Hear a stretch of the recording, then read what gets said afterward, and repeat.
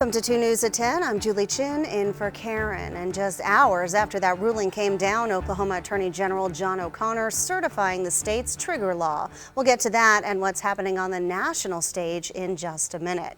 But I'm joined first at 10 tonight by Brady Halbly. Brady, our viewers from 6 o'clock know that you've been out reporting on protests earlier in downtown Tulsa. Some huge reaction to a huge ruling. Yeah, that's right, Julie. There was hundreds of people gathering outside of the Tulsa County Courthouse this evening, and even in that sweltering heat, people in the community coming out to make their voices heard.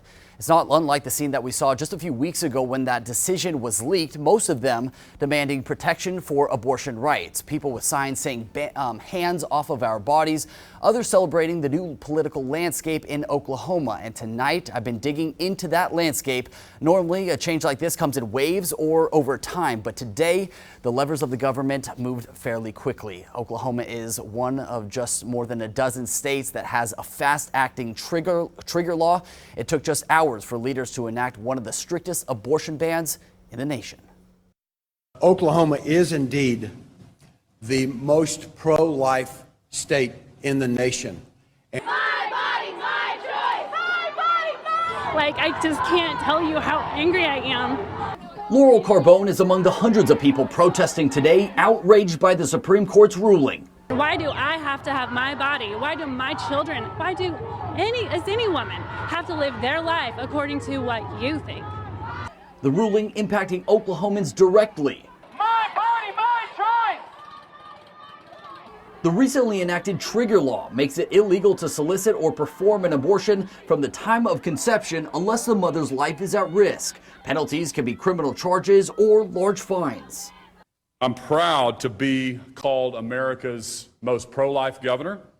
In a news conference today, Governor Kevin STITT was joined by Attorney General John O'Connor, who wants other states to follow Oklahoma's lead and says taking care of women as they're experiencing a crisis pregnancy should be the next priority for pro-life Americans. The answer to a crisis pregnancy is to care for the mother and to care for the baby in the womb. The womb is now in Oklahoma the safest place for a child to be. Following the Supreme Court's decision, Attorney General John O'Connor certified its ruling, which puts Oklahoma's trigger law into effect immediately. We watched decades of women die from attempts to do their own abortions, and that's going to happen again. Local attorney and organizer for today's rally, KENSEY WRIGHT, is among those bearing the heat, chanting and holding up signs. She says she's now concerned for what lies ahead. With their decision today, I have zero doubt that this is the first in a long list of cases that are going to fall and set us back on individual freedoms. Meanwhile, Governor Kevin STITT urging other states to take action. I hope that the rest of America will follow Oklahoma's lead. Now, we do want to mention that there was a man with an AR-15 style assault rifle who attended today's rally. We're told that he was legally carrying the firearm and was invited to provide security for the protesters. Tulsa police, along with KENSEY WRIGHT, asked him to leave, and there were no additional problems. Now, if you would like to learn a little bit more about the Supreme Court ruling, we'll have all of that information on our website, kgrh.com. Brady Halbly, thank you so much.